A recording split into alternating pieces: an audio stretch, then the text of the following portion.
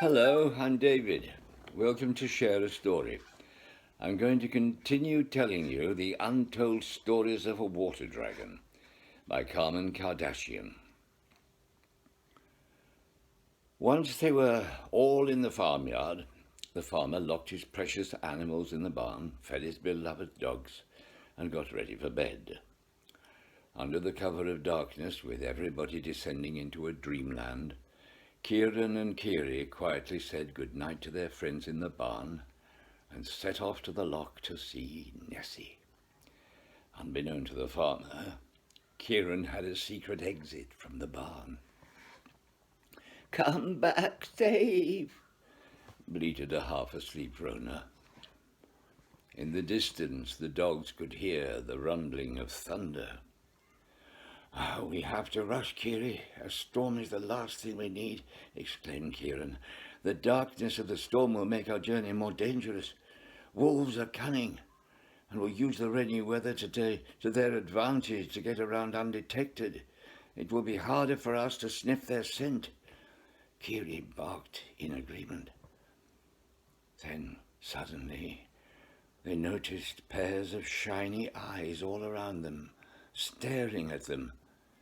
The masters of the ambush, the wolves, were right there, closing in. "We need the luck of the gods to escape," barked Kiri. "We have to run to the loch and hope that Nessie will appear and scare them off," replied Kieran. They began to run side by side to the edge of the loch, where an excited Nessie was waiting to finally meet Kiri. Nessie couldn't see Kieran, but she could definitely hear his loud barking and knew something was wrong. She could also hear the baying and howling of the wolves. As they approached, she could finally see many pairs of glaring eyes running towards her. She realized that Kieran and Kiri were in trouble. Then, for the first time in her life, she saw the wolves.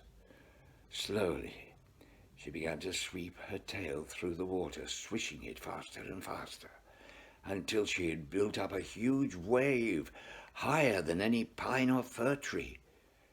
What she was about to do next would need deadly accuracy.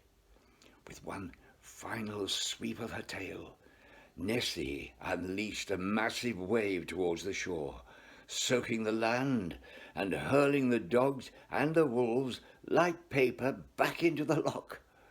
With her tail, she slid Kieran and Kiri out onto the shore. Both of them were shivering with cold and fright. Fright from Nessie's waves, or fright from the wolves, or a combination of both probably.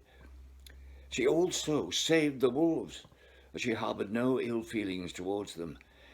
Unfortunately, Mother Nature had made the pack of wolves hunters and formidable predators, but our water dragon would never allow them to hurt her friends. The wolves ran off as fast as they could towards the pine forest. That was an important lesson for them. Perhaps they would stay where they belonged, in the forest, and never venture into the glen again. "Wow, that was a killer wave, Nessie," declared a shaky Kieran. "Thank you for saving our lives. That is some power you have in that tail of yours. My, oh my," added Kieran. "Very happy to help," replied Nessie, amazed at her own strength. "You are both safe now. I was very worried to hear your bark, Kieran. I could sense something was wrong, as you've never barked like that before," she added. "I was hoping that you would hear me, Nessie. The rain made it impossible for us to smell their scent. And before we saw those terrifying eyes, just like shadows, they appeared out of nowhere. Now, let me introduce you properly to Kiri. Kiri, this is our dearest friend Nessie, a gift from the loch." "I'm very happy to meet you, Kiri. Rona told me how safe and happy the animals are on the farm with you there," said Nessie. And I heard that you have an amazing cousin in Transylvania who can blow fire through his nostrils, Kiri added curiously. Yes, I do. And I would love to invite him here next summer when the Highland Games start. He could meet all my friends and see all the fun humans have. Unfortunately, I must wait until the spring. That's when Mac the dragonfly will return with news from my cousin. Why don't you invite Alex next winter? If your cousin can blow fire, then he can melt the ice that freezes the loch, and you can watch the fireworks, and you can both have a great Christmas together, Kieran replied. Nessie heard Kiri's suggestion, and it made sense. Winter was the best time to invite her cousin. Excited, she replied, I think you're right. And thank you both for risking your lives to come tonight. It took a lot of courage, and I'm very grateful. Now be safe on the way back to the farm. I know the wolves won't trouble you again. Kiri and Kieran said their goodbyes and headed for the farm, while Nessie dived back happily giggling into the deep loch. At the farm, all the animals were fast asleep, with the exception of Oyster. He wanted to ask where they'd been, but Kiri read his mind and whispered to him, "Shh, tomorrow." The dogs settled down and fell asleep in seconds. Oyster watched over them and could tell by Kiri's soft cry in her sleep and the twitching of Kieran's paw in his dream that they both must have had a traumatic night. The next morning, the day began as if nothing had happened the previous night. Kieran took the flock to the pastures down by the river, while Kiri stayed at the farm with the rest of the animals. She told them the whole story of Nessie and the wolves. Kieran, too, told his flock. Rona was astonished by Nessie's courage. After the animals had heard the adventure of the previous night, Nessie became the heroine of the loch, and the story of the wolves would be told in future years to all the creatures that lived on the farm and in the glen. Day after day, the temperature was dropping fast, and the rain turned to sleet. Kieran, Rona, Lutza, and the rest of their friends said goodbye to Nessie until spring. A cold Arctic wind brought snow to the highlands. December was here, and the open surface of the loch shrank and ice slowly formed, and Nessie came up less and less. Overnight, the loch froze completely, making it look like an immense glacier. The flock and the cattle were back on the farm. With the grass frozen and covered in snow, Kieran could no longer bring the flock down through the glen. They all settled into the barn for the long winter ahead. Instead of getting ready for hibernation, as she usually did in winter, our busy, aquatic Nessie decided to bring a bit of Christmas magic to her friends at the bottom of the loch.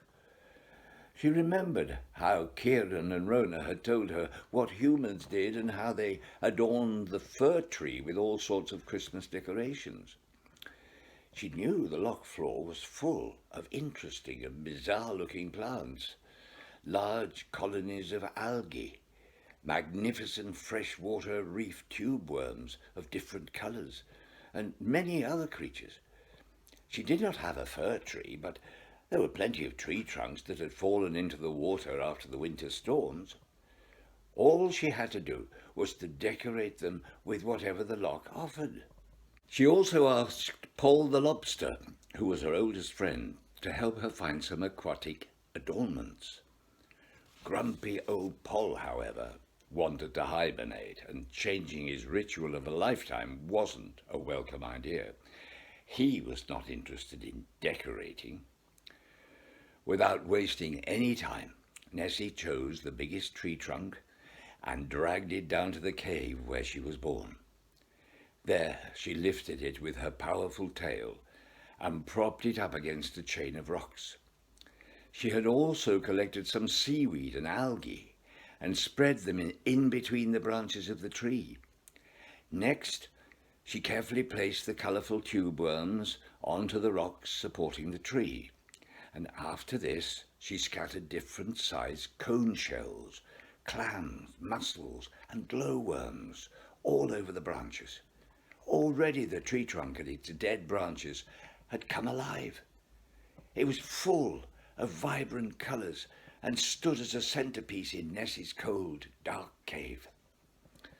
Her design was almost perfect, except for one thing. She needed something shiny for the top of the tree. She searched the floor of the loch, but nothing was beautiful enough. Suddenly, she remembered the big, sparkling oyster that her mummy had placed in the crevice of the rock where she was born, so it wouldn't be dark and gloomy when she finally came out of her egg. Before placing it on top of her tree, just as her mother had done, she gave the oyster a gentle kiss. The oyster slowly opened. Inside was a big, shiny silver pearl.